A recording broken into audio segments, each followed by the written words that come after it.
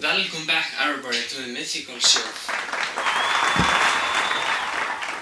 Tonight's guest is a mythical figure whose identity cannot be completely confirmed.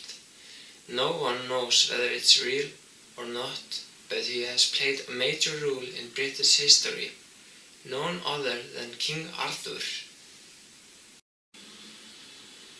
He was the leader of the British defense against the Saxon invaders. He eventually found himself as a leader of the Kingdom of Camelot after managing to pull the sword Excalibur from a stone. He inspired his whole nation and filled them with hope and fighting power. His people were depressed and full of fear, but when Arthur appeared with the legendary and the mythical sword Excalibur, they knew that he would gain their land back and win the war against the Saxon invaders. He is also known for his quest for the Holy Grail, which was believed to be a cup containing blood of Jesus Christ. It was, however, one of the most difficult tasks in the Round Table, and no one knows if he had succeeded. Ladies and gentlemen, now it's time to turn on the time machine and bring Arthur back. Please give a warm welcome to the one of the most remarkable men on earth, King Arthur. Welcome, Arthur. It's a great honor to have you on the show. Thank you. So, you are widely known as the one of Britain's most famous person. You eventually became the leader of Camelot after managing to pull the sword Excalibur from the stone. Do you believe that the one who pulls the sword really becomes the true king of Camelot? The sword, it was believed to be cursed, and the only true king of Camelot will only be able to pull the sword out. And it really inspired me when I managed to pull the sword out, as it gave me and my soldiers hope to gain our kingdom back.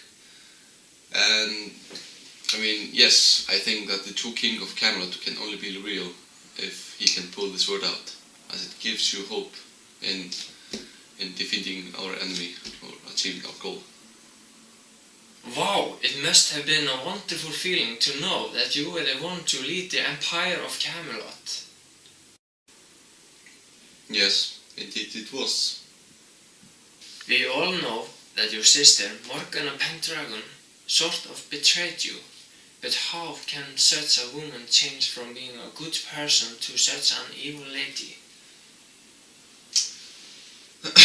That's a really tough question, I must say. My sister was born with magical abilities, and our father, Uther, was irresistibly up against witchcraft. So she fled, and before she knew, she was influenced by an evil witch that brought her to the dark side.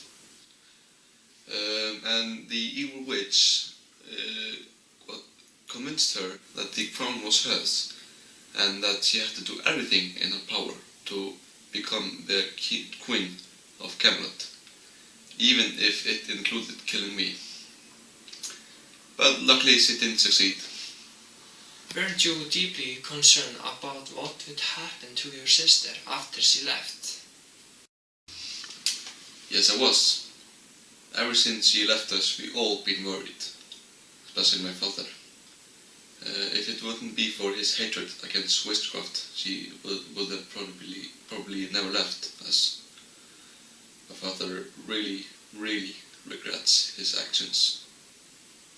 How did you feel when you found out that your dearest friend and servant, Merlin, was a magician, and his legacy was to protect you from evil forces and enemies? To find out that my trustworthiest friend had been lying to me, it was a big impact, and it was a terrible feeling. And frankly, he was really devastated about it. But I knew that he lied to me for the right reason, because often in life we do the wrong things for the right reasons, but nevertheless, I was really angry at him. What do you think was your biggest accomplishment? And how are you different from your father? My biggest accomplishment was definitely when we won the war called the Battle of Kemlan. It was a great victory for me and my people, but unfortunately my son Motred stabbed me, to which I bled out. But I am very relieved that my death meant something for England, because after the war England was free from the enemies of Saxons. And I think that the main difference between me and my father is that he was a ruler of arrogance and disgust, while I was a ruler of kindness, and I brought respect to my cooperatives as to my enemies. Is there something you want to discuss any further? Yes, I'm very surprised and happy that I'm so well known and respected by many British people, and I appreciate it very much. Thank you. Now it's time to send you back to your timeline. I appreciate your time here on the Mythical Show, and I can't describe how much it means to me and the public to see you here and listen what you have to say. Yes, thanks a lot for having me here. My pleasure.